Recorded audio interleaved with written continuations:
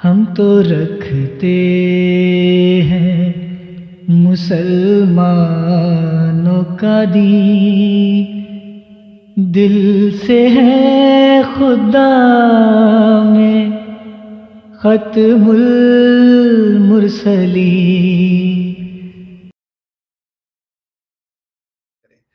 چلتے ہیں انوار طاہر صاحب کے پاس۔ السلام علیکم انوار بھائی، السلام علیکم۔ وعلیکم السلام ڈاکٹر صاحب، کیا حال ہے جی؟ جی الحمدللہ، اللہ کا شکر ہے۔ جی جی محترم۔ جی ڈاکٹر صاحب، میں کوئی بات کرنا چاہتا ہوں، اسی لیے حاضر ہوا تھا کہ پچھلے پروگرام میں بھی میں نے عرفان برق صاحب کو یہ چیلنج دیا تھا کہ آ کے گفتگو کریں، تو میرا خیال ہے وہ نہیں آئے ابھی تک۔ عرفان برق صاحب تو میرے بھائی، ہم ان کو اتنے عرصے سے چیلنج دے دے کے تھک گئے ہیں۔ عرفان برق صاحب کہاں ہمارے ساتھ گفتگو کرتے ہیں؟ وہ صرف آپ کو پتہ ہی ہے ان کی جو حالتیں ہیں، ان کو صرف جب وہ پیسے کمانے والے بندے ہیں، انہوں نے ہمارے ساتھ تھوڑی گفتگو کرنی ہے۔ جی، یعنی جن مرتدین کو وہ لا رہے ہیں ویڈیو کے اوپر اور بلا رہے ہیں، ان میں سے کئیوں کو ذاتی طور پہ جانتا ہوں میں۔ ان بندوں کو ذاتی طور پہ میں ترلے کرتا رہ گیا ہوں کہ حضرت مسیح موعود علیہ الصلوۃ والسلام کی کتابیں پڑھ لو۔ یہ حضور نے فرمایا کہ میری کتاب حقیقت الوحی جو پڑھ لے گا، اس کے اندر خدا تعالیٰ خاص ملکہ رکھ دے گا کہ وہ مخالفین سے بات کر سکے گا۔ جی جی، تو لیکن نہیں پڑھی، انہوں نے بالکل نہیں پڑھی، اور اتنا چھوٹا سا قرآن مجید کی آیت کریمہ سے جو اس نے استدلال لیا ہے، اتنی سی بات کا بھی اگر وہ بچہ جواب نہیں دے سکا، کئی مرتد ہیں جو ہو رہے ہیں اور نعرے لگا دیے جناب ختم نبوت کے، تو یہ عرفان محمود برق صاحب اگر اس پروگرام کو سنیں تو ان کو یہ چاہیے کہ اپنی ختم نبوت کے مذہب کو واضح کریں کہ یہ بندے جو ان کے ہاتھ پہ اسلام قبول کر رہے ہیں، یہ کس اسلام میں جا رہے ہیں، کون سا اسلام ہے ان کا؟ خادم رضوی صاحب کا، اعلیٰ حضرت صاحب کا اسلام ہے؟ وہ تو یہ جری اللہ بھائی اکثر بتاتے رہتے ہیں کہ اعلیٰ حضرت صاحب کا کیا اسلام ہے۔ جی بالکل، جی جزاک اللہ انوار طاہر بھائی۔ میں نے چلے آپ نے بات شروع کر دی ہے، ایک جلدی سے ایک نا پوسٹ عرفان محمود برق صاحب کی دکھاتا ہوں، کیونکہ عرفان محمود برق صاحب جو ہیں، ان کو میں بڑے عرصے سے خاکسار بھی کہتا رہا کہ جناب کدی ساڈے ول بھی کوئی نظر کرم کرو، کوئی ساڈے نال بھی گل کر لو۔ یہ جناب عرفان محمود برق صاحب ہیں پیارے بھائیوں، ان کی یہ پرانا یہ وتیرہ ہے کہ وہ بندے جو پہلے ہی کمزور ہیں، جو ان کی اپنی کوئی مجبوریاں ہوتی ہیں، ہم ان میں نہیں جاتے، یہ اس بندے کو پکڑیں گے اور جناب اس کے بعد لمبا اس کا قد جان بوجھ کے بڑا کرتے ہیں، اس لیے کہ وہ لوگوں کو پتا چلے جی بڑا بڑا قادیانی عرفان محمود برق صاحب نے انہوں مرتد بنا لیا ہے جی۔ اب یہ بنایا کہ جناب ان کی تحریخات میں ان کی جو گندی زبان ہے وہ خود ہی آپ دوست پڑھ لیں، لیکن یہ اب دیکھیں نا، قادیانی بچوں کی تنظیم اطفال الاحمدیہ کے سابق منتظم، اچھا اب یہ جان بوجھ کے ایسی جارگن وہاں پہ استعمال کرتے ہیں کہ بندہ کہے گا پتہ نہیں کتنا بڑا جناب یہ بندہ انہوں نے کر لیا ہے احمدی۔ اب ہم احمدیوں کو پتا ہے اگر یہ اطفال احمدیہ کی تنظیم کے کوئی رہے بھی ہیں تو وہ کوئی ایک چھوٹی سی ایک تنظیم ہے، کوئی اتنی بڑی بات تو ہے نہیں۔ پھر جناب قادیانیوں کے سرگودا کے یعنی کہنا چاہتے ہیں سب سے بڑی جو مسجد ہے اس کے سابق امام ہیں جی۔ یعنی میں پہلے یہ پڑھ کے میں نے سمجھا شاید کسی مربی سلسلہ کی بات ہو رہی ہے، جب انویسٹیگیٹ کیا تو پتہ چلا کہ ان بندوں کو تو یہ تو بندے کو شاید پتہ ہی نہ ہو کہ سرگودا میں کبھی جماعت کی مسجد ہے بھی اور کہاں پہ بھی ہے۔ یہ سری جھوٹ بول دیا گیا ہے۔ عرفان محمود برق صاحب نے صرف اپنی پوسٹ بنانے کے لیے یہ اپنے اس میں شامل کر دیا۔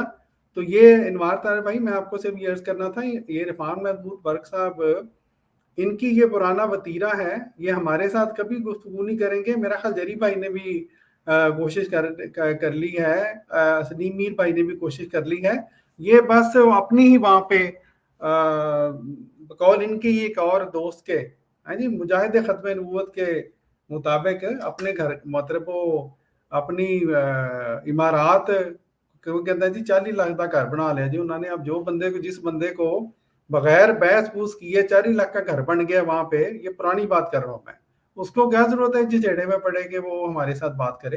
ان کا بزنس چل رہا ہے، وہ خوش ہیں اپنے بزنس میں۔ जज़ाकुमुल्लाह ताला असल जी जज़ा। बिल्कुल बिल्कुल दुरुस्त बात है डॉक्टर साहब। ये जो पोस्ट आपने दिखाई है, इनको मैं ज़ाती तौर पे जानता हूँ। अच्छा इनको यानी ये जो इरफान बर्क साहब हैं, पता नहीं इनको झूठ बोलने का क्यों शौक है। अगर मुखालफत करनी है सच्चाई की बेस पे करनी चाहिए और ज़रूर करनी चाहिए। अगर जमात अहमदिया को कोई झूठा समझता है, सच्चाई की बेस के ऊपर ज़रूर मुखालफत करे। लेकिन जब झूठ बोल बोल के और कद बढ़ाने की कोशिश बार बार करेगा और खाली अपना कद नहीं बल्कि उस बंदे का कद बढ़ाने की कोशिश करेगा कि ये पता नहीं क्या है। पिछले दिनों इन्होंने लेके आए थे एक अब्दुल्ला साहब को, ये इन्होंने इंजीनियर बना दिया था। फिर हजरत मसीह मौऊद अलैहिस्सलाम के जो सहाबी हैं उनका पोता बना दिया था। उसके बाद फिर अब ये इनको सरगोदा का इमाम बना रहे हैं। ज़ाती तौर पे जानता हूँ इनको मैं। ठीक, जी बिल्कुल। तो जज़ाकुमुल्लाह मामला ये है कि अगर ये बाज लोग जो हैं ये निज़ाम से बदजन है, मैं अर्ज करता हूं कि अगर निज़ाम से बदजन होने की वजह से इस्लामी तालीम जो है वो झूठी हो जाती है, तो जो शिया इस बदजन रहे खुलफा से और आज तक बदजन है, उनको फिर क्यों नहीं सच्चा कहते, उनको क्यों नहीं सच्चा मान लेते। बिल्कुल उसी शियों की पैटर्न के ऊपर ये लोग भी बागी बनते हैं। कोई नया जी पैटर्न नहीं आया इनका। जी जी उसी पैटर्न के ऊपर साइक से शुरू होकर खलीफा वक्त तक बदजन होते चले जाते हैं और अपने जी गिरेबान के अंदर एक दफा भी झांक के नहीं देखते कि हम क्या हैं। जी बिल्कुल। जज़ाकुमुल्लाह ताला खैर जज़ा। जी अगर किसी और दोस्त ने मुख्तसर बात करनी है जी। जी डॉक्टर साहब, मैं वो इरफान महमूद बरक के वाले से 1-1.5 मिनट की गुफ्तगू करके बात खत्म करता हूँ। जी तकरीबन 1.5 साल पहले मैंने और मुबारक भाई ने फ्राम यूके हमने एक पोस्ट बनाई थी, एक वीडियो बनाई थी जिसमें इरफान महमूद बरक और वकार ज़का को दोनों को चैलेंज किया था, दोनों को ललकारा था कि अगर इन दोनों में गोटे गिट्टों में इनके टेल है, इनके मिक है, तो ये आए और हमसे आकर लाइव गुफ्तगू करें, लाइव मुनाजरा करें। इनमें से किसी की भी हिम्मत नहीं हुई कि ये आए और आग लाइव गुफ्तगू करें। इनकी यही पुरानी आदत होती है कि ये पिंडों में जाते हैं और पिंड में जाके ये सर्च करते हैं, देखते हैं कि कौन सा बंदा जमात से लाताल्लुकी करना चाह रहा है और कौन सा दूर है। उसको ये घेर के उसको ये कहते हैं जी हमने इस बड़े से इमाम को जनाब हमने अहमदी से मुसलमान कर लिया। आज भी हम ये ऐलान करते हैं कि अगर कोई बंदा इरफान महमूद बरक को मुनाजरे के लिए बुला रहा है और हमारे चैनल पर ले आए तो उस लाने वाले बंदे को भी इनाम दिया जाएगा और इरफान महमूद बरक को भी इनाम दिया जाएगा।